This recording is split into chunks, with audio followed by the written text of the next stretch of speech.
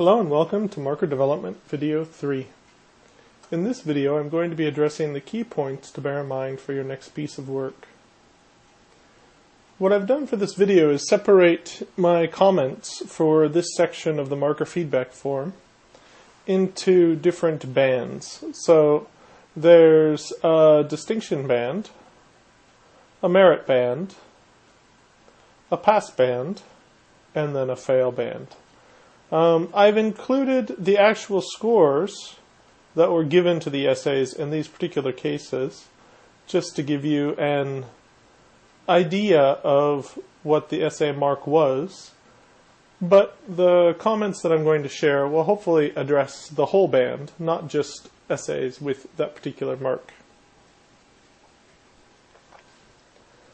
I think another thing worth noting before I get into discussing the particulars of the different band scores is that when I give students key points to bear in mind, I try to comment on the text of the essay and the characteristics of the essay, and I try not to second guess students regarding why they got the marks they did or why they wrote their essay in a particular way, why they included particular things and not other things. In my experience, I've had students who were quite busy and knew that their papers had some particular flaws, but also knew that they didn't have the time to address those flaws, and so sent the paper in knowing that their marks were going to suffer as a result. And so rather than try to assess the personality of students, what I do is let them know what characteristics of their essay were successful and what characteristics of their essay could be improved. And I think another point worth mentioning is that when you mark essays, the majority of the essays that you mark, you should expect to have them fall kind of within a safe pass, safe merit, or safe distinction. So somewhere between, say, 3 and 7.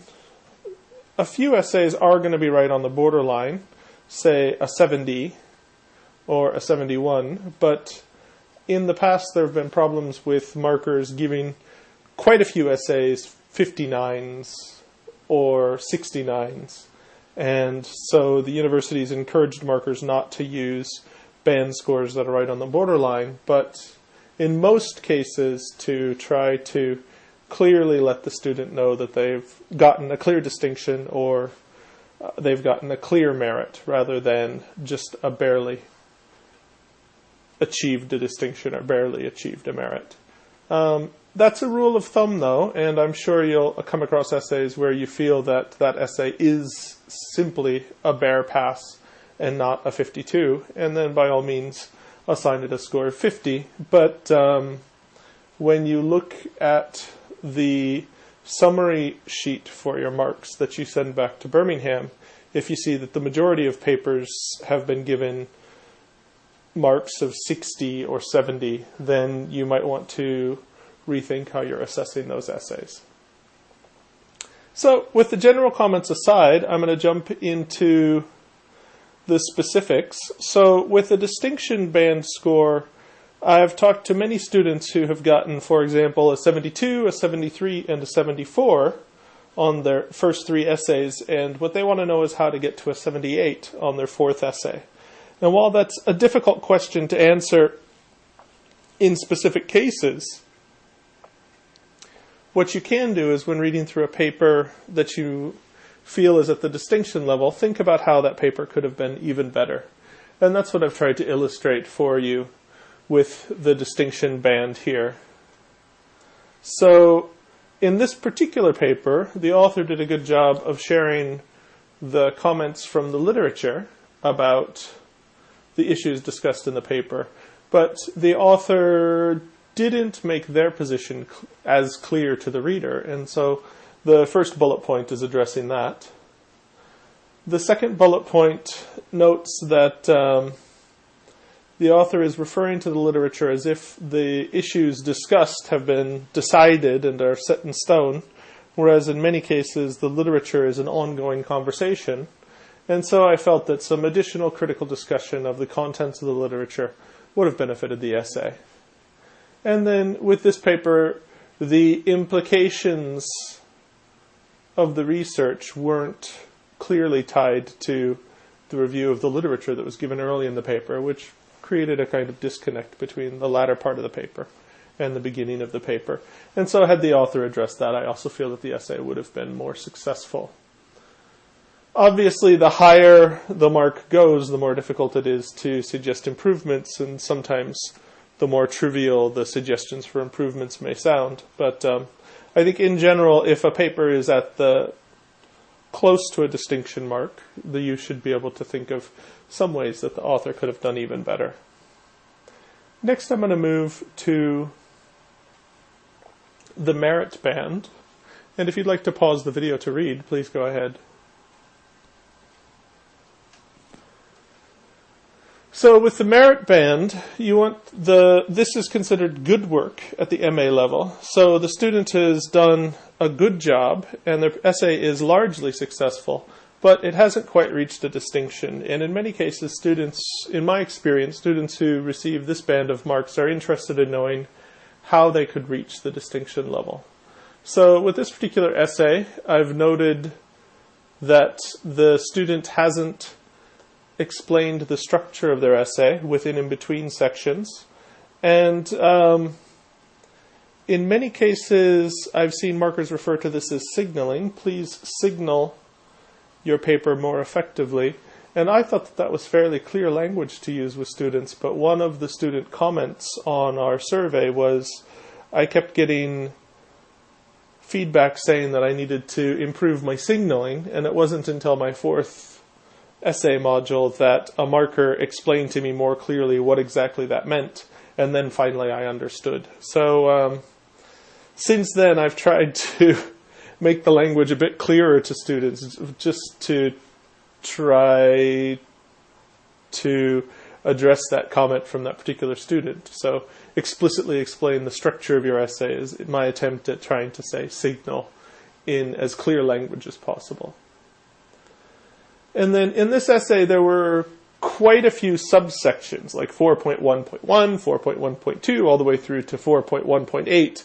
And I felt that the student was trying to cover everything, but didn't give a very deep coverage to the ideas because there were simply too many ideas there. And so I felt that the essay would have been more successful if the student had focused on issues that were particularly important for that paper and address those in deeper detail. And then, if I remember right, this essay was on task-based language teaching, and the student took a position that was quite critical to implementing tasks in the classroom in Asia.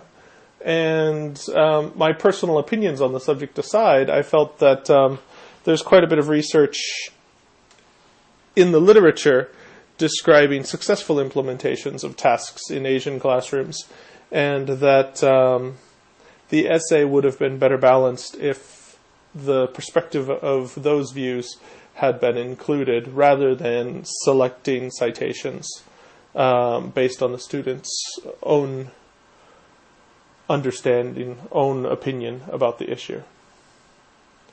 So next I'm going to move to the pass band. So if you'd like to pause the video to read, please go ahead.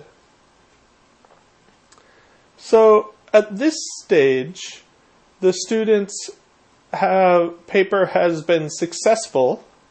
Reasonable to good work is what the marking band refers to this as.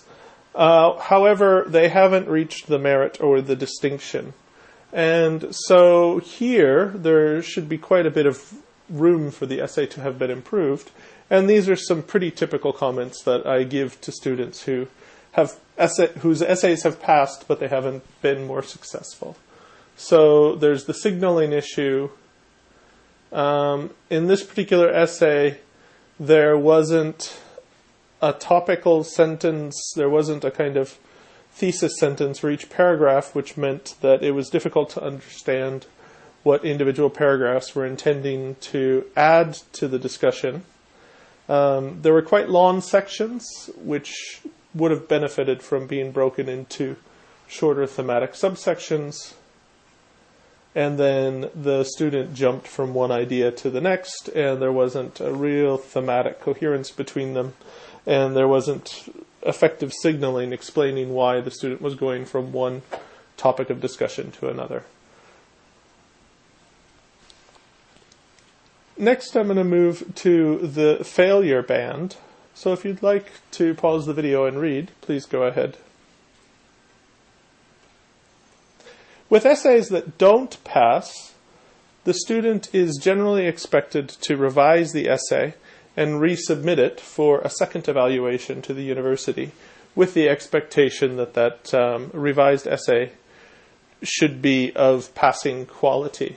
So what that means in practical terms is, as a marker, if you're not going to pass an essay, you're expected to let the student know what they need to do in order to change their essay to reach a passing mark. And I think it's important to keep in mind that you're expected to tell the student what they need to do in order to pass with their essay. You don't need to tell them what to do in order to attain a merit or to attain a distinction. The maximum mark that a student can receive when they resubmit their essay is a 50. So it's marked normally. The marker assigns a normal score. So for example, this essay on its resubmission might be marked as a 54, but the mark that actually goes in the record on the student's transcript is a maximum of 50. And so there's not a lot of point in trying to get the students to do above and beyond what's expected at this stage. But they do need to meet the minimum requirements in order for their essay to pass. So with those caveats in mind, the objective of the key points in the case of essays which fail is to tell the student what needs to be changed specifically in order for their essay to pass. And so in this particular case, the essay was on describing a particular curricular change, and the student didn't note what aspect of change was going to be discussed in the paper in the conclusion, which made it really difficult to understand what the discussion in the paper was trying to accomplish. And the student mentioned a number of different cultures, but I felt that the student ended up choosing an unfortunate term, national culture, which put me off, and I think would put several people off, because it kind of has connotations of nationalism and repression of minority identities. And I felt that the student could have done better to use a different model to discuss change from the literature that isn't quite so contentious. And then I suggested one particular reference, which the student cited in the paper. So hopefully the student has access to that since they cited it, and then they can use that in order to describe the change in a bit less controversial terms. And then finally, signaling was an issue in the paper. That's a fairly common comment that I include in almost all my marking that is below the distinction level for papers, is that the students could have improved the way that they signal the structure of their essay to the reader and how the essay is supposed to hold together. So that finishes the key points to bear in mind video. The next video we'll go back up to the top of the marking form and discuss the general comments, and then hopefully that will conclude this marker development series. Thank you very much for listening.